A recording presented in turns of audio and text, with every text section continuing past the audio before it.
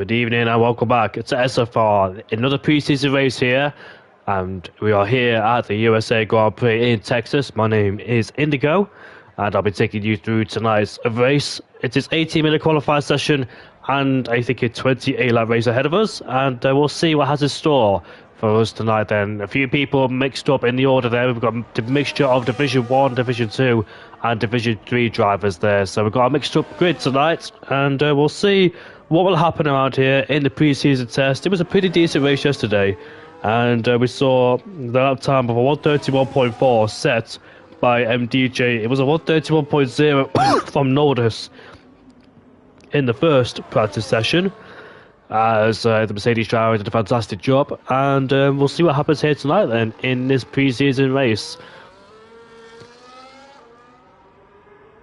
Sorry about that, I will be coughing a lot, so I've got to mute my mic every single time. It is very annoying, but yeah, let's get straight to it then. In this lobby, we've got an interesting choice of drivers. We've got a few people in Division 3, Havlar and Prep 1 in Division 3. Then we've got a few people in Division 2 and Division 1. And we've got Samit back tonight as well. MSA Samit is back in the Alpine, and he has taken a season off. It's been quite a long time since we've seen Samit in this league, and hopefully he can become a full-time driver because his pace has been good so far. He did get that podium back in Brazil, didn't he? But he hasn't had a race win for a long time, has MSA Samit, so he's still looking for that glory. As we watch now, the McLaren driver of Jensen going for a lap time. Jensen, a very quick driver, has been in the league for a very long time, but he had to take a little bit of a hiatus. He goes deep into turn 1 there, so misses the apex and goes wide, and I presume he's backed out of it already, so not the first lap Jensen would have wanted, as Samit is listening, because he just tagged me in the Discord server saying he's never got a race win.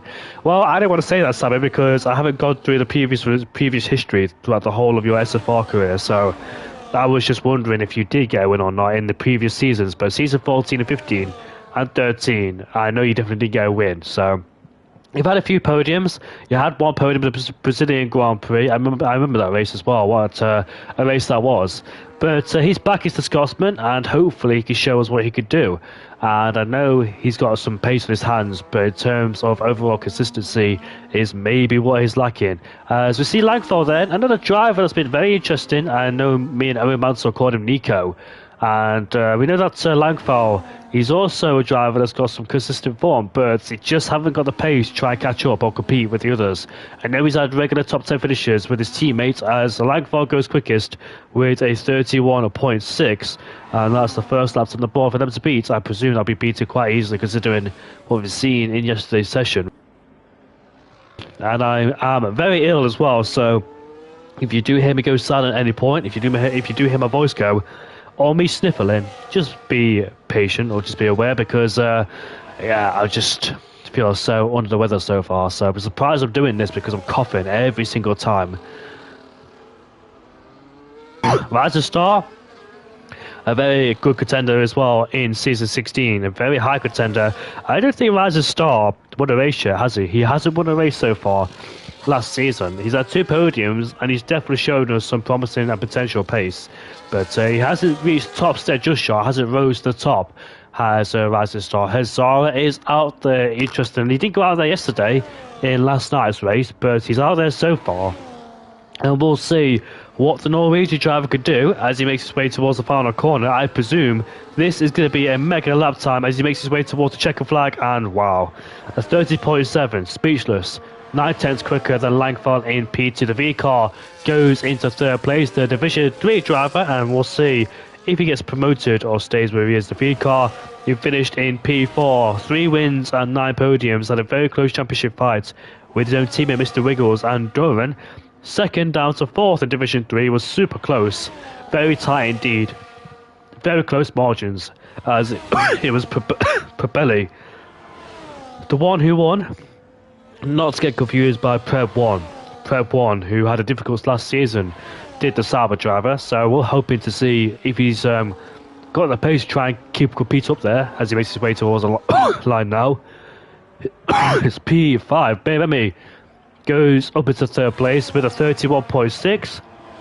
It's nice to see Beremy still racing because I know he's had a bit of a difficult time himself. Kaname goes up into third, but Remy's had a very difficult season. Jensen now up into second place, 1/10 away from Hazara.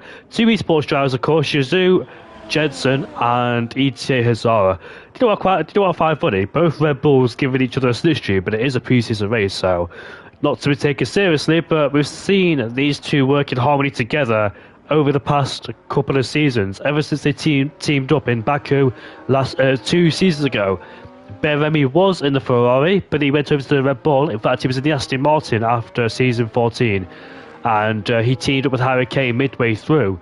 And ever since those two became teammates, they've worked fantastically with each other to try and get the best possible result. But Remy's had the struggles in the last few races. Yes, he scored a podium at the British GP last season in the final race of the season, but overall he doesn't have the outright, well, he does have the pace, sorry, he just doesn't have the confidence. As Harry Kane goes up to P5, 3/10 between him and his teammates, and that was a lovely toe down the straight there from Harry Kane and Beremy.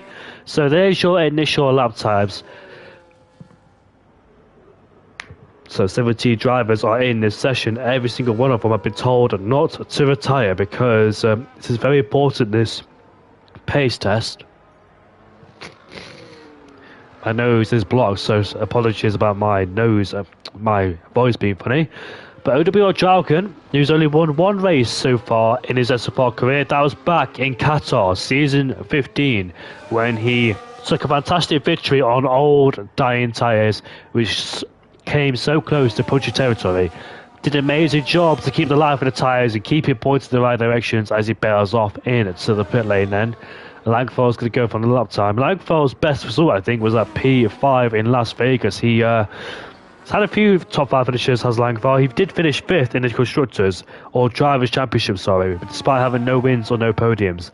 Ahead of Lord Danny Boy. Both Alpines had a very strong season, it must be said, but in the last 3 or 4, they did